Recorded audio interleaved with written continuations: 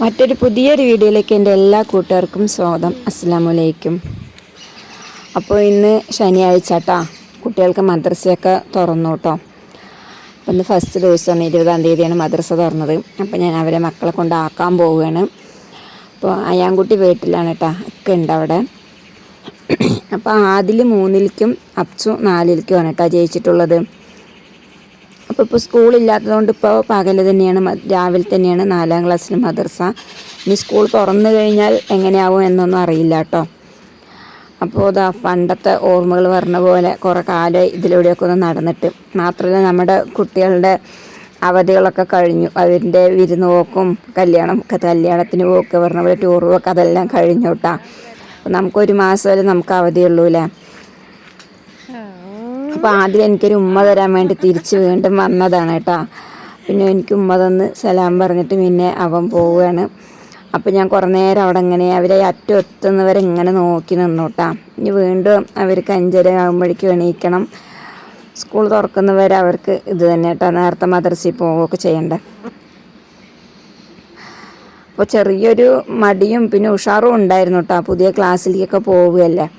അപ്പോൾ ഇന്ന് കുറച്ച് നേരെ ക്ലാസ് ഉണ്ടായിരുന്നുള്ളൂ കേട്ടോ. അവർ പിന്നെ പെട്ടെന്ന് വന്നു. പിന്നെ അവർ വന്നു കഴിഞ്ഞതിന് ശേഷമാണ് പിന്നെ ഞാൻ ദോശയൊക്കെ ഉണ്ടാക്കാൻ നിന്നത്. അപ്പോൾ ഒന്ന് കുറേ ഫോൺ വന്ന് വീട്ടിൽ നിന്നൊക്കെ ഒരുപാട് നേരം ഫോൺ വന്ന് കുറേ നേരം ഫോണിൽ സംസാരിക്കുകയൊക്കെ ചെയ്തു. അതുകൊണ്ട് തന്നെ ശരിക്കും വീഡിയോ ഒന്നും എടുക്കാൻ പറ്റിയില്ല കേട്ടോ. അപ്പോൾ ഇത് ദോശയ്ക്ക് വേണ്ടിയിട്ട് ഒരു തക്കാളി ചമ്മന്തി ഉണ്ടാക്കുകയാണ്. അപ്പോൾ ദോശ മാവൊക്കെ നല്ലോണം പൊന്തി വന്നു. പിന്നെ ഞാനൊക്കെ അതൊക്കെ ഒന്ന് തുടച്ച് റെഡിയാക്കി വെച്ചു കേട്ടോ, താഴെയൊന്നും പോയില്ല. അപ്പോൾ കുറച്ച് തക്കാളി ചമ്മന്തി ഉണ്ടാക്കാനാണ്. അപ്പോൾ പുതിയ കൂട്ടുകാരൊക്കെ ഉണ്ടെങ്കിൽ ഒന്ന് സബ്സ്ക്രൈബ് ചെയ്ത് സപ്പോർട്ട് ചെയ്യുക. പിന്നെ വീഡിയോ ഇഷ്ടമാവണമെങ്കിൽ ഒന്ന് ലൈക്ക് ചെയ്യണം. അപ്പോൾ ഇതുപോലെ ഒരു തക്കാളി ചമ്മന്തിയൊക്കെ ഉണ്ടാക്കുന്നത് ഞാൻ എന്നും കാണിക്കാറുണ്ട് എൻ്റെ വീഡിയോയിലൊക്കെ. കുറച്ച് സബോള, ഇഞ്ചി, വെളുത്തുള്ളി എല്ലാം കൂടിയിട്ട് വഴറ്റിയിട്ട് പിന്നെ തക്കാളിയും പിന്നെ ആവശ്യത്തിന് മുളക് പൊടിയും ഉപ്പൊക്കെ ഇട്ടിട്ട് അരക്കി തന്നെ. അപ്പോൾ ഞാൻ ഉണക്കമുളക് ഇട്ടിട്ട് അരയ്ക്കാമെന്നാണ് കരുതിയത്. അപ്പോൾ ആദ്യം തന്നെ ഉണക്കമുളക് ഇട്ട് കൊടുക്കണമായിരുന്നു, ഞാനത് മറന്നു. പിന്നെ ഞാൻ മുളക് പൊടിയാണ് ഇട്ട് അരച്ചത്. പിന്നെ അരയ്ക്കുന്ന വീഡിയോ ഒന്നും എടുത്തിട്ടൊന്നുമില്ല.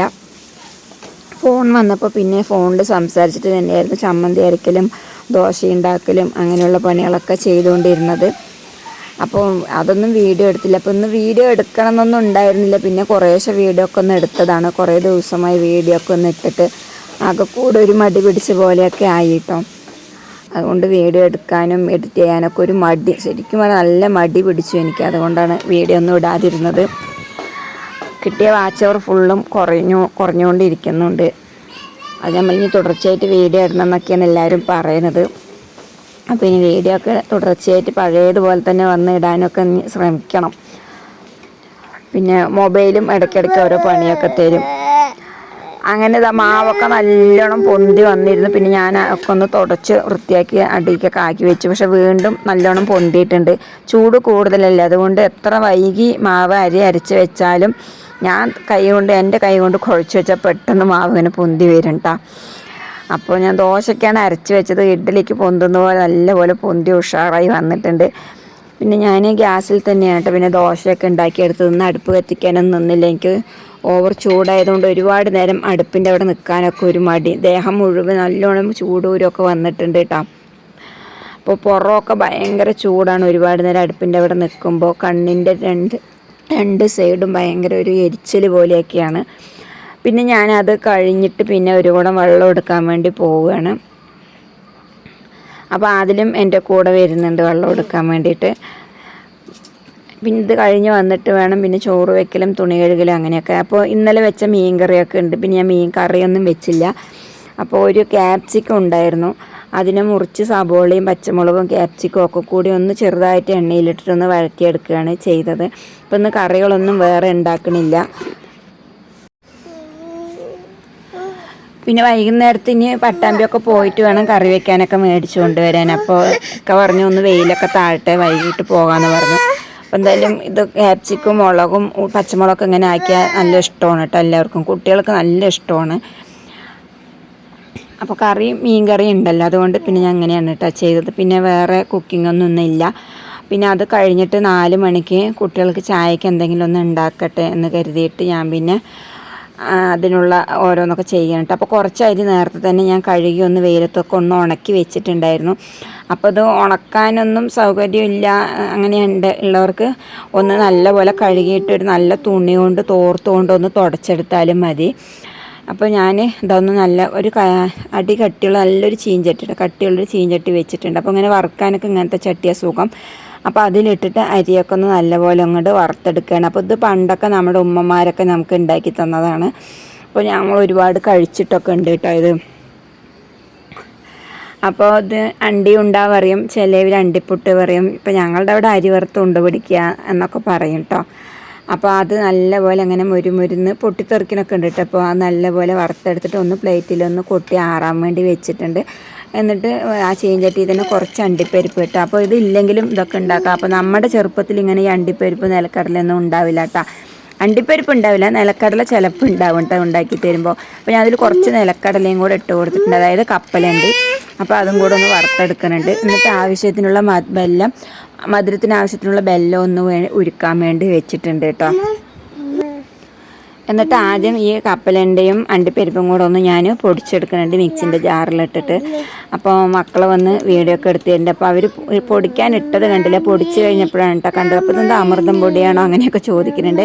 അപ്പോൾ ഈ കടല പൊടിച്ചെടുക്കുമ്പോൾ ഒരുപാട് ഫൈനായിട്ട് പൊടിക്കേണ്ട, ഒന്ന് ക്രഷ് ചെയ്തുകൊണ്ട് ഒരു തരിതരിപ്പ് ചെറുതായിട്ട് ഉണ്ടായിക്കോട്ടെ. അപ്പോഴായിരിക്കും നമുക്ക് ഈ അണ്ടി ഉണ്ട കഴിക്കുമ്പോൾ ഒരു ടേസ്റ്റ് ഉണ്ടാവുക. പിന്നെ അരിയും അതുപോലെ തന്നെ ഒരു ഫൈനായിട്ട് പൊടിക്കുക, എന്നാലും ഒരു ഓവർ ഫൈൻ ആവണ്ട.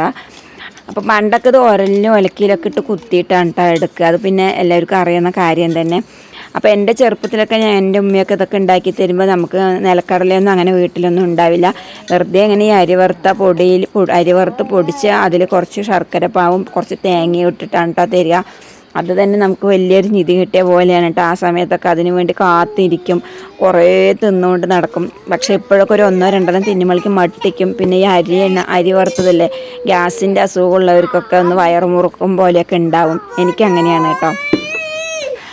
അപ്പോൾ ഞാൻ ഈ ശർക്കരപ്പാനി ചൂട്ടോടെ തന്നെ അതിലങ്ങോട്ട് ഒഴിച്ചു കൊടുക്കുന്നുണ്ട്. അപ്പോൾ ഇങ്ങനെയൊക്കെ ഒഴിച്ചു കൊടുത്തിട്ട് ഇങ്ങനെ ബോൾ പിടിക്കുന്ന സമയത്ത് നെയ്യോ എന്തെങ്കിലും കയ്യിൽ തടവണമെങ്കിൽ അങ്ങനെ ചെയ്യാം. ഞാൻ പിന്നെ നെയ്യൊന്നും തടവണില്ല. നല്ലപോലെ ശർക്കരപ്പാനി ചൂടുള്ളത് ഒഴിച്ചു കൊടുത്ത് തന്നെ ഒട്ടിപ്പിടിക്കാണ്ട് തന്നെ ശരിക്കും അങ്ങോട്ട് കിട്ടി വന്നു. പിന്നെ നമുക്ക് ഇതിൻ്റെ ഡെക്കറേഷൻ ചെയ്യാൻ വേണ്ടിയിട്ട് മീതെ ഒരു അണ്ടിപ്പരിപ്പോ നിലക്കടലയോ അതല്ലെങ്കിൽ മുന്തിരിയോ അങ്ങനെ എന്ത് വേണമെങ്കിലും വെച്ച് കൊടുക്കാം. ഞാനിപ്പോൾ അങ്ങനെയൊന്നും ചെയ്തെടുക്കുന്നില്ല, അങ്ങനെ തന്നെ ബോളാക്കി എടുക്കുകയാണ്. അപ്പോൾ ഞാൻ എൻ്റെ ചെറുപ്പത്തിലൊക്കെ ഞങ്ങൾക്ക് ഉമ്മ ഉണ്ടാക്കി തരുമ്പോൾ അങ്ങനെ ബോളാക്കിയിട്ടില്ല കേട്ടോ. ഞാൻ ഇപ്പോൾ ഇങ്ങനെ കൈ കൊണ്ട് ഇങ്ങനെ ചെയ്തില്ല, ഇതുപോലെ നീളത്തിലുള്ള ഉണ്ടയാണ് കേട്ടോ അന്ന് ഞങ്ങൾക്കൊക്കെ ഉണ്ടാക്കി തരിക. അപ്പോൾ ഞാൻ പറഞ്ഞല്ലോ, അന്നൊക്കെ ഉണ്ടാക്കുമ്പോൾ കടലയും അണ്ടിപ്പരിപ്പും നിലക്കടല അതൊന്നും ഉണ്ടാവില്ല. വെറുതെ അങ്ങനെ അരി വറുത്ത പൊടിയിൽ കുറച്ച് ശർക്കരപ്പാനിയും തേങ്ങയും ചെരുവിയിട്ടിട്ട് കുറച്ച് ഏലക്കായൊക്കെ പൊടിച്ചിട്ടിട്ട് തരും. അന്ന് പിന്നെ മിക്സി ഒന്നുമില്ല, അമ്മിയിൽ തന്നെ എല്ലാം പൊടിച്ചെടുക്കുന്നത്. അപ്പോൾ ഞാനിതിങ്ങനെ ഉണ്ട പിടിക്കുമ്പോൾ മക്കൾ ഓരോ കാര്യങ്ങളൊക്കെ ചോദിക്കുന്നുണ്ട്. അപ്പോൾ ഇതിൻ്റെ ഒരു കഥയും അവർക്ക് പറഞ്ഞു കൊടുത്തു. അപ്പോൾ നിങ്ങളൊക്കെ കേട്ട് കാണാം ആ കഥയൊക്കെ. മുന്നേ അമ്മായിയമ്മ മരുമോനെ എള്ളുണ്ട കൊടുത്തപ്പോൾ ഒരു മര്യാദയ്ക്ക് വേണ്ട എന്ന് പറഞ്ഞിട്ട് ലാസ്റ്റ് എല്ലാവരും ഉറങ്ങിയ പിന്നെ അടുക്കളയിൽ പോയിട്ട് പാത്രം നോക്കുമ്പോൾ പാത്രം കാലി. പിന്നെ മരുമോന് ആ ഉരലിലൊക്കെ പോയി കമഴ്ന്ന് കിടന്ന് തലയിട്ട് കിടക്കുന്നുണ്ടാവും. പിന്നെ തലയെടുക്കാൻ കിട്ടാതെയൊക്കെ ആയി. അങ്ങനെയൊക്കെ ഒരു കോമഡി ഉള്ളൊരു കഥയുണ്ട് കേട്ടോ. അപ്പോൾ അതൊക്കെ ഇങ്ങനെ മക്കളൊക്കെ ഞാൻ പറഞ്ഞു കൊടുക്കുകയായിരുന്നു. അപ്പോൾ ഇതിങ്ങനെ ഉണ്ട പിടിക്കുന്ന സമയം എൻ്റെ അയ്യാൻകുട്ടിക്ക് നല്ല ഇഷ്ടമായിരുന്നു. അവൻ ഇടയ്ക്കിടയ്ക്ക് വന്നിട്ട് ഇങ്ങനെ ഓരോ ബോൾ എൻ്റെ നിന്ന് വാങ്ങിയിട്ട് പോകുന്നുണ്ട്. അപ്പോൾ അവന് കൊടുക്കുമ്പോൾ ചെറിയ കുഞ്ഞ് ബോളാക്കിയിട്ടാണ് കേട്ടോ ഞാൻ കൊടുക്കണത്. അപ്പോൾ ഇതിൽ അമൃതം പൊടിയും കൂടി ഇട്ടാൽ നല്ല ടേസ്റ്റാണ്. അപ്പോൾ നമ്മളുടെ പഴയ കാലത്ത് ആ ഒരു ടേസ്റ്റ് രുചിയും കിട്ടില്ല. അതുകൊണ്ട് തന്നെ ഞാൻ അമൃതം പൊടിയൊന്നും ഇട്ട് കൊടുത്തിട്ടില്ല. അപ്പോൾ അങ്ങനെയും ഇതിൽ ഉണ്ടാക്കിയിട്ട് എടുക്കാം കേട്ടോ. അപ്പോൾ ഞാൻ അമൃതം പൊടിയൊന്നും ഇടാണ്ട് സാധാ അരി വറുത്ത പൊടി മാത്രമാണ് കേട്ടോ ഉണ്ടാക്കിയിട്ടുള്ളത്. അപ്പോൾ ഇതൊക്കെ നമ്മുടെ വീട്ടിലുള്ള സാധനം തന്നെ. അപ്പോൾ ഇടയ്ക്കൊക്കെ കുട്ടികൾക്കൊക്കെ എങ്ങനെയൊക്കെ ഒന്ന് ഉണ്ടാക്കി കൊടുത്ത് നോക്കി. അപ്പോൾ എന്തായാലും കുട്ടികൾക്കൊക്കെ ഒന്ന് ഇഷ്ടപ്പെടും. അപ്പോൾ ചെയ്യാത്തവരൊക്കെ ഉണ്ടെങ്കിൽ ഇതുപോലെ ഒന്ന് ചെയ്ത് നോക്കൂ. അപ്പോൾ ഒരുപാടൊന്നും ഉണ്ടാക്കേണ്ട, കുറച്ചുണ്ടാക്കിയാൽ മതി. പിന്നെ ശർക്കരയൊക്കെ മധുരമായതുകൊണ്ട് തന്നെ ചിലർക്കൊന്നും അധികം ഇഷ്ടപ്പെട്ടൊന്നും വരില്ല.